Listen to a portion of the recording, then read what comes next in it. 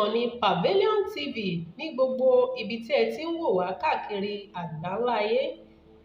Lónìí lórí ìkànnì Pavilion TV, ohun tí a fẹ́ gbé yẹ̀wò òun ni ohun ribiribi tí àwọn ọmọ Nàìjíríà ń gbé ṣe lórí YouTube àti àwọn tí wọ́n ń gba owó ribiribi lórí YouTube bákan náà. Tí a bá wò ó, a ó rí i pé oríṣiríṣi ìròyìn òun la máa ń rí gbọ́ wípé àwọn ọmọ Nàìjíríà wọ́n ń ṣe yahoo, wọ́n ń ṣe gbájúẹ̀ lórí àti àgbáyé.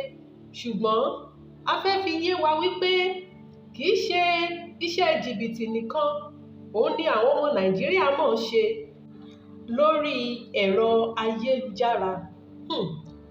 Àwọn ọmọ Nàìjíríà 10 tó ń gbowó jù lọ lórí YouTube, 10 Nigerians that are earning high on YouTube.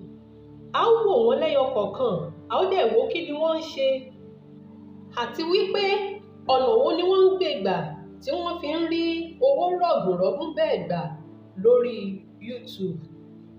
Ẹni àkọ́kọ́ nínú ìwádìí tiwa tí a rí tó ń gbowó jù lọ lórí YouTube òun ni Mark Angel Comedy. Mark Angel Comedy ń gba owó tó lé ní $326,800 per month. Wọ́n ń gba owó tó jù bẹ́ẹ̀ lọ. Tí a bá wò ó, kí náà ni ohun tí wọ́n ń ṣe? Wọ́n ń dẹ́rìn pa ará ìlú. Ẹnì kejì nínú ìwádìí tiwa ní ẹni tó ń gbowó jù lórí YouTube òun ni Samuel Olúwafẹ́mi Aṣubíọjọ́. Ẹni yìí náà ń gba owó tó pọ̀ rọ̀gùnrọ̀gùn lórí YouTube. Òun náà sì ń dẹ́rìn pa ará ìlú náà ni. He's also into comedy and he has about 2.8 million subscribers on YouTube. Ẹni ẹlẹ́ẹ̀kẹta nínú ìwádìí tiwa òun ni Chidinma Ume. This lady is into beauty, fashion and lifestyle. Òun kàn máa ń sọ̀rọ̀ nípa ẹwà, ká múra dáadáa, ká ṣara lóge. Òun náà ń gba owó tó lé ní $200,000 lórí YouTube lóṣooṣù. Ẹnì kẹrin òun náà ni Edit Skin Doctor. This is into natural ingredients for beauty and he also have about 2.92 million subscribers on YouTube. Òun náà sì ń gba owó rọ̀gùnrọ̀gùn lórí YouTube, more than $200,000 monthly. Ẹnì karùn-ún, which is number 5 on our list, is Brother Shaggy. As we all know, Brother Shaggy is a comedian as well. Brother Shaggy náà jẹ́ adẹ́rìn pa ará ìlú. Brother Shaggy náà ń gba owó tó pọ̀ tó jẹ́ ẹlẹ́ẹ̀karùn-ún lórí YouTube. Òun náà ń gba owó tó lé ní $200,000 lóṣooṣù lórí YouTube.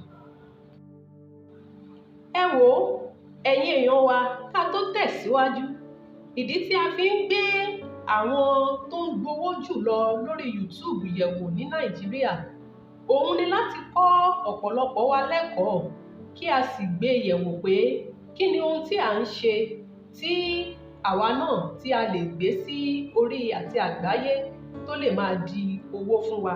Pé ká má máa dọwọ́ bò ó, tàbí kí ni ohun tí a wò tí àwọn ọmọ wa ń ṣe èyí tó lè máa fún wa ní oúnjẹ lórí tábìlì wa. Ká má máa dọwọ́ bò mọ́lẹ̀. Ẹ jẹ́ káwa náà ká máa gbé jáde bí ọ̀pọ̀lọpọ̀ àwọn ènìyàn yìí bí wọ́n ṣe ṣe. Tí a bá wò ó, kì í ṣe ijọ́ tí a bá gùn òun náà la máa ń kan ọ̀run. Kì í ṣe ijọ́ tí wọ́n bẹ̀rẹ̀ òun náà ni wọ́n di ńlá báyìí. They started from little.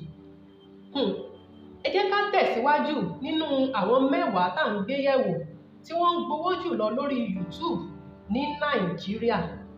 Ẹnì kẹfà òun ni Taoma Apá-Òkági Mariam. Bí gbogbo wa ṣe máa ń wò ó, Tao la máa ń pè lórí ẹ̀rọ ayélujára wọn. This lady is also a comedian. A mọ̀ wípé ó máa ń gbá àwọn ènìyàn létí ní tiẹ̀. and she's earning more than $200,000 on YouTube every month.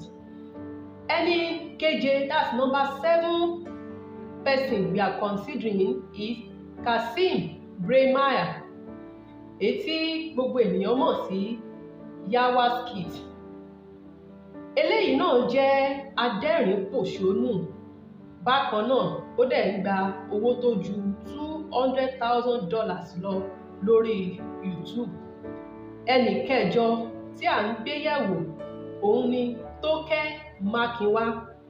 She's an entrepreneur. Òun tilẹ̀ máa ń kọ́ àwọn ènìyàn ní pé a máa ṣe iṣẹ́ kéékèèké kan kí a má bàa máa jókòó lásán lórí YouTube. Òun náà dẹ̀ ń gba owó rọ̀gùnrọ̀gùn. Ẹni kẹsàn-án tí à ń gbé yẹ̀wò òun ni ẹlẹ́nu làṣìṣì wide mouth tí orúkọ ẹ̀ ń jẹ́ Nosa Afolabi. All these people, they are all comedians and is earning more than $200,000 as well on YouTube. Ẹni kẹwàá tí à ń gbé yẹ̀wò òun ni Tómi Adéǹga. This lady is into weightless natural beauty and skincare. Nǹkan tí òun máa ń ṣe nìyẹn.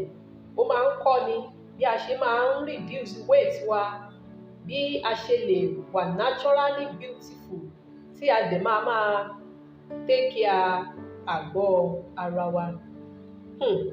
Àwọn 10 tó ń gbowó jùlọ lórí YouTube ó là ń gbé yẹ̀wò, ṣùgbọ́n ẹ̀kọ́ tí a fẹ́ ká kọ́ níbẹ̀ ni wípé kí àwa náà ká má jókòó tẹ̀tẹ̀rẹ̀. Whatever we are doing, let's showcase it to the world so that we can get something from it.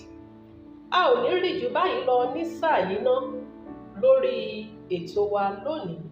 Tó bá tún ṣe ń lọ, a ó máa fi tó wa létí àwọn ọ̀nà owó gan la lè gbà tí àwa náà fi lè máa rí owó gbà lórí YouTube.